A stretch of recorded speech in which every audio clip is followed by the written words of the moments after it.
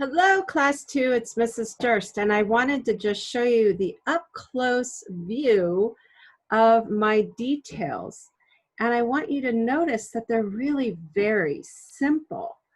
I wanted you to see these little dragon scales are really just little circles that connect together.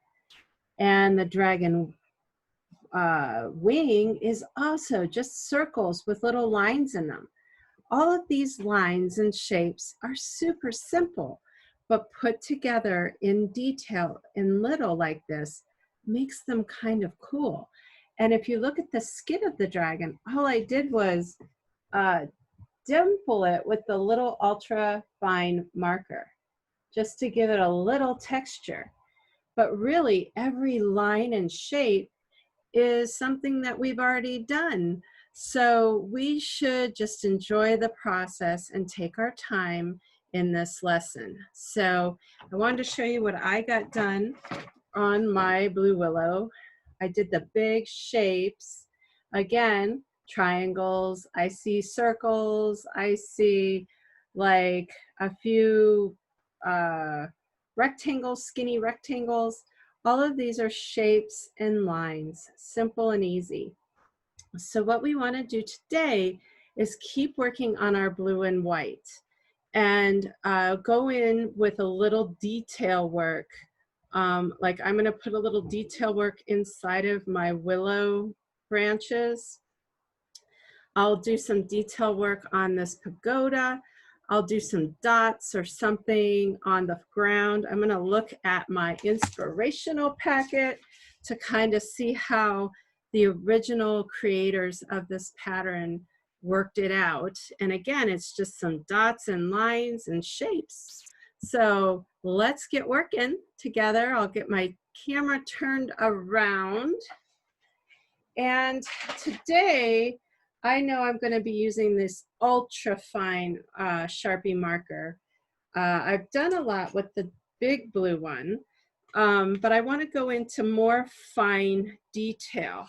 And I'm going to start with my pagoda. And I'm looking at the original pagoda.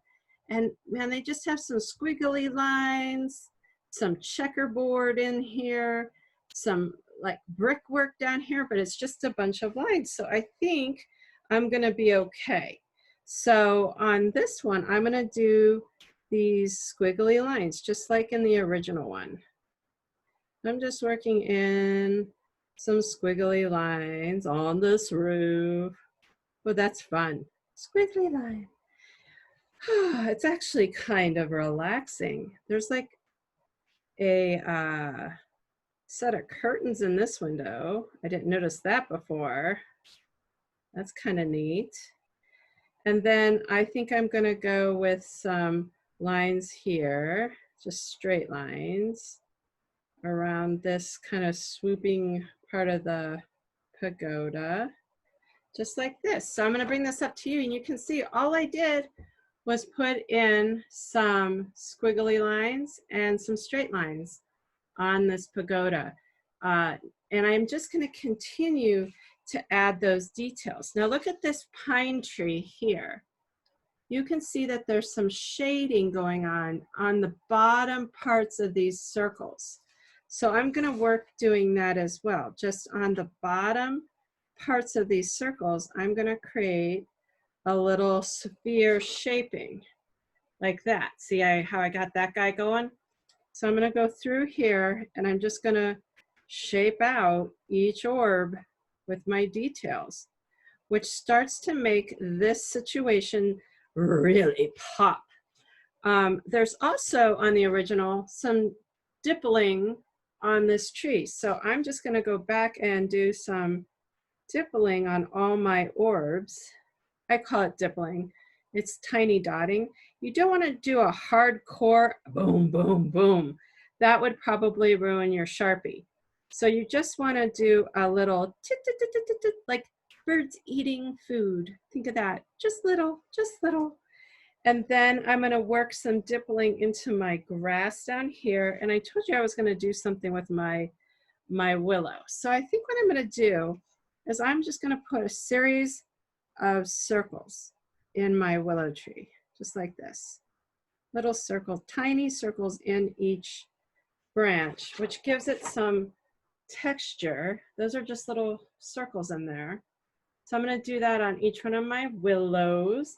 I'm going to keep the sky and the background white because the white space makes all this detail pop even more.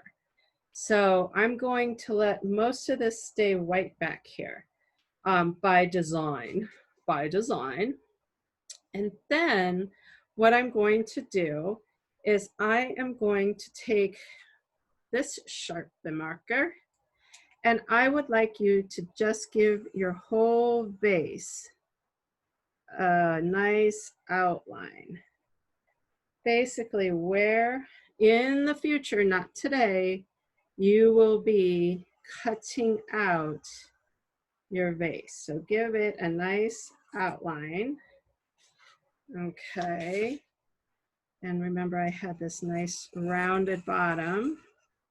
And I'm also going to do some work on this, on these areas, these bands that I kind of left to the end. I wanted to get the rest of my willow stuff done and then come through. And don't forget your oval, just like that. Okay. And don't color this in here yet. We have a plan for that. So leave this opening of your vase alone for now and keep working. And I'm going to go and work on these bands. So I'm going through my inspirational packet here, and I see here's a little bit of the band right here, and I'm not really into the flowers, so I think I'm going to do a I think I'm going to do a series of like these shapes around my band, and then do some lines around that. So I don't know why I picked it. It just felt good for the moment, and I think it'll turn into something pretty cool. So I'm just doing this around my band. I didn't pencil it in first, so I'm kind of risky here, but that's okay. At this point, you can start just pulling in details to your vase. I'm going to make sure it looks like it goes around. So there's the top of that, and I'll probably color those in dark and do some lines underneath it. And I'm going to do the same to the bottom and just keep working. As you know, it's sometimes really great to listen to some wonderful music while you're really concentrating on something like this. But keep working for a good 30 minutes and keep working on your vases. And I will leave a picture on Canvas of what I finish on this one today. Okay? Take care. Have a good one. Bye-bye.